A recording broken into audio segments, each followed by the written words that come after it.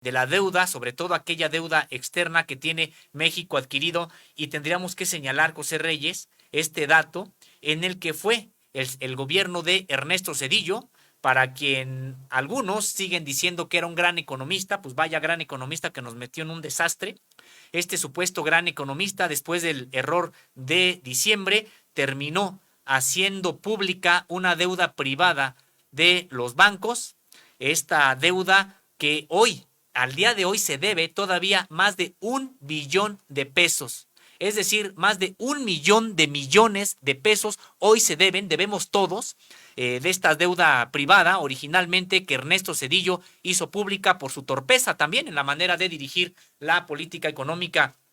de este país. Y pues solamente recordar que precisamente cuando hay este tipo de fluctuaciones financieras internacionales como las que hemos estado viviendo hace algunas semanas a propósito de esta crisis bancaria allá en Estados Unidos, pues si hay algún tipo de fluctuación, pues pega también a la deuda que ya se adquirió anteriormente, y por eso hay datos que a veces señalan que sube un poco la deuda en México al día de hoy con respecto del año pasado, a veces baja un poco, pero eso tiene que ver con estas fluctuaciones, no a que el gobierno actual esté adquiriendo nueva deuda. Entonces, diciendo esto, José Reyes, en ese sentido hay que señalar que no pasa lo mismo con los gobiernos de los estados. Los gobiernos de los estados siguen adquiriendo deuda, por supuesto que ellos tienen esa facultad que les da la ley, tienen que, el requisito es que esta deuda sea aprobada por los congresos locales, y pues ya nos lo advierte también el propio investigador César Salazar, quien pues hay veces que tienen mayoría a modo en los propios congresos locales y generan estas mayorías y aprueban más endeudamiento, y que hay veces que no se tiene certeza sobre el uso que se les da a estos recursos. Entonces, sí, José Reyes, son, como ya bien comentabas, solamente en un año la deuda de los estados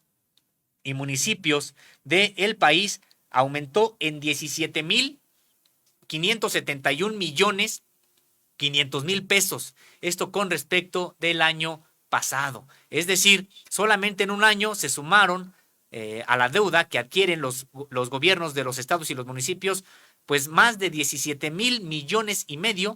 de pesos.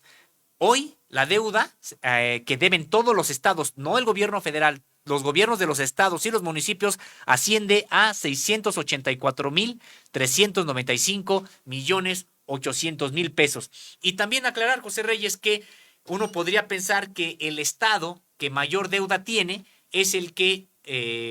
podría ser sospechoso de malos manejos de esta deuda. Pues no necesariamente es así, porque no podemos comparar, por ejemplo, la deuda de la Ciudad de México con la población más grande o una de las más grandes de toda la República.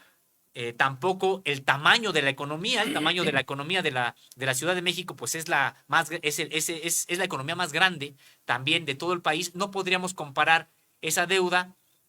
así a rajatabla con la que tienen otros estados de la República, con poblaciones mucho más reducidas, con un tamaño de la economía pues mucho más pequeño.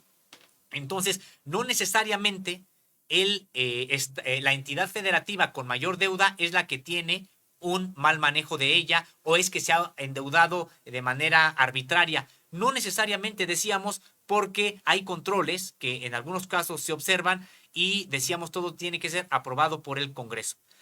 Hay por eso indicadores, José Reyes, hay indicadores que señalan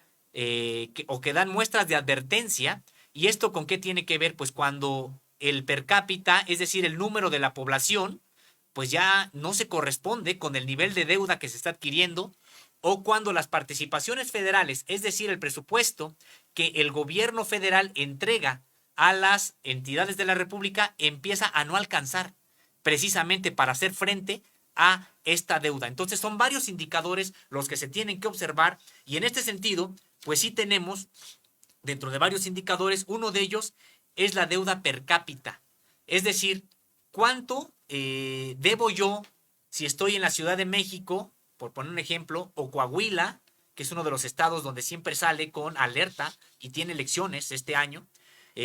o si estoy en Quintana Roo, otro de los estados con problemas, cuánto debo yo si es que